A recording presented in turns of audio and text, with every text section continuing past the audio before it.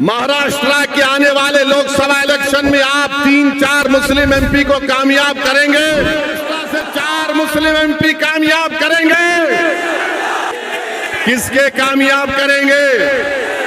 किसके कामयाब करेंगे? आवाज नहीं आ रही, जोर से बोलो ताकि शिंदे को मालूम हो जाए, फडणवीस को मालूम हो जाए, शरद पवार को मालूम हो जाए, अमित शाह को मालूम हो जाए और मोदी को मालूम हो जाए कि महाराष्ट्र से मंजलिस के 4 मुस्लिम एमपी कामयाब होंगे इंशाअल्लाह। ये चीज पैदा करो।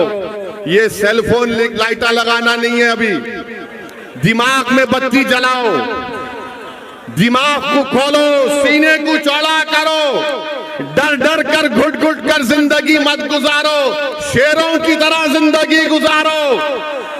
ये जिंदगी चंद दिनों की है, गुलामी करने के लिए नहीं है। क्या तुम नहीं देख रहे मेरे भाई कि अशोक राव जो मुझे गाली देते थे, उनके चमचे जो मुझे गाली देते थे, आज मोदी के पैरों के पास बैठकर गपागप चाय पी रहे हैं। कल तक बी टीम बोलने वाले आज खुद मोदी के पास जाकर राज्यसभा की मेंबरशिप अशोक राव ले रहे हैं। मैं पूछना चाहता हूं, जो मुझ पर इल्जाम लगाते थे बी टीम का, अरे असली टीम तो तुम हो आरएसएस की, क्योंकि मैं सच्चाई को बयान कर रहा था तो तुमने मुझ पर इल्जाम लगाया। अब एक और मध्य प्रदेश का एक्स चीफ मिनिस्टर कमलनाथ, जिसको कहा गया कि इंदिरा गांधी का तीसरा बेटा, ये मैं नहीं कह रहा, उनका लीडर बोला, वो भी मुझे गाली देता था। अब सुना है कि वो भी जाने वाले हैं बीजेपी में। आप बताओ फिर कौन बी टीम है? कौन बी टीम है मेरे भाई? अजीत पवार के चमचे हम पर उंगलियां उठाते थे। असदुद्दीन ओवैसी आएगा तो फुला कर देगा। मैं बोलता था याद रखो अल्लाह इनके चेहरों को दिखाएगा। अब अजीत पवार किधर बैठे हैं? अजीत पवार उधर बैठ गए जाकर, और अजीत पवार बोल रहे कि मैं अपनी घरवाली को अपनी बहन के खिलाफ लड़ाऊंगा। अब आप बताओ ये क्या मामला हो रहा है महाराष्ट्र में? मेरे भाई, कांग्रेस के कई लोग बीजेपी में भाग रहे हैं। एक उनका बंबई का लीडर, है, बड़ा नमूना है। उसको खाली इफ्तार की दावत याद आती, उसके आगे पीछे कुछ भी नहीं।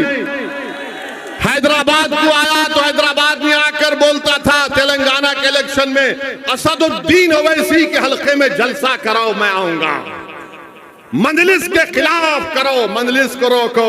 अरे बेशरम, 1.5 महीने में तू चला गया बीजेपी के साथ। कहां गया तुम्हारा वो ईमान और खीरत की बातें करने वाले? वो चले गए। अब वहां पर बैठकर हमको, वो यहां थे पुरानी पार्टी में, असदुद्दीन ओवैसी, इम्तियाज जलील बी टीम। मेरे भाई याद रखो, हमेशा नुकसान हमको मुसलमानों से पहुंचा।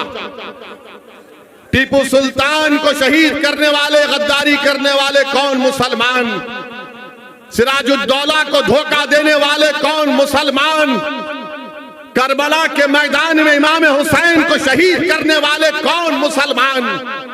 करबला के मैदान में आले रसूल पर पानी बंद करने वाले कौन? मुसलमान। इमाम हुसैन के साथ नमाज साथ पढ़ते और नमाज के बाद तलवार उठाते। मेरे भाई याद रखो, अपने सफों में जो मुनाफिकीन छुपे हुए उनको पहचानो। आपके और हमारे सफों में जो मोदी, अमित शाह और ये तमाम पार्टियों के लोग छुपे हुए इन आस्तीन के सांप को पहचानो। इनको तुम पहचान लो, कामयाबी तुम्हारे कदम को चूम लेगी। तुम पहचानो तुम्हारी सफों में कौन तुम्हारा दोस्त है, कौन तुम्हारा दुश्मन है। पार्लियामेंट में हमने एक मुस्लिम एमपी है, किसी और पार्टी के नाम नहीं लूंगा, पार्लियामेंट में बहस हो रही थी, मुझे फोन किए ओवैसी साहब आ आप पार्लियामेंट जा रहे? मैंने कहा जाऊंगा, आखिरी दिन है। बोले वो डिबेट हो रही उसके ऊपर, मैं आपकी तकरीर सुनूंगा। मैं आप भी आओ, आकर बैठो। बोले नहीं नहीं, हमारी पार्टी बोली नहीं जाना। और जब मैंने पार्लियामेंट में ये जितने कांग्रेस के, राष्ट्रवादी के, ये जितने सेकुलर लोग हैं, इनसे एक ही सवाल करना आइंदा जब आएंगे आपके पास, इनसे एक ही बात पूछो, क्या तुम अपनी जबान से बाबरी मस्जिद बोल सकते? नहीं बोल सकते? पूछो इन लोगों से, पूछो इन लोगों से। हम जब पार्लियामेंट में खड़े होकर बोले हमारा ईमान क्या है मुसलमानों का, एक जगह, जिस जगह मस्जिद बन गई, मस्जिद है, रहेगी, और जब क़यामत आएगी तो अल्लाह पहले दुनिया के मसाजिद को उठा लेगा, उसके बाद दुनिया का खात्मा होगा। कैसे खात्मा होगा? मसाजिद उठाई जाएंगी, आसमान को चादर की तरह अल्लाह पलट देगा, समंदरों से आग निकलेगी, 6 महीने का बच्चा, उसके सर के बाल सफेद हो जाएंगे। ये क़यामत के आसारात हैं। आपसे कह रहा हूं, हमने बाबरी मस्जिद जिंदाबाद का नारा लगाया, अमित शाह के सामने नारा लगाया, बाबरी मस्जिद जिंदा है और रहेगी इंशाअल्लाह ताला। ये नहीं बोल सकेंगे। अब ये बात क्या बोलेंगे सेकुलर पार्टी गठबंधन के लोग, महाविकास के, ये भड़काऊ भाषण देता है। अरे भड़काऊ भाषण नहीं दे रहा हूं। क्या तुम्हारे दिलों में जो जज्बात छुपे हुए मैं उसको बयान कर रहा हूं या नहीं कर रहा हूं? बताओ मुझे। क्या तुम्हारे दिलों में बाबरी मस्जिद है या नहीं है? बताओ मुझे।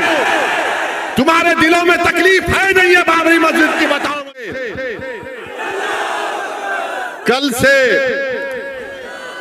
से ये तमाम तोते मैना शुरू हो जाएंगे।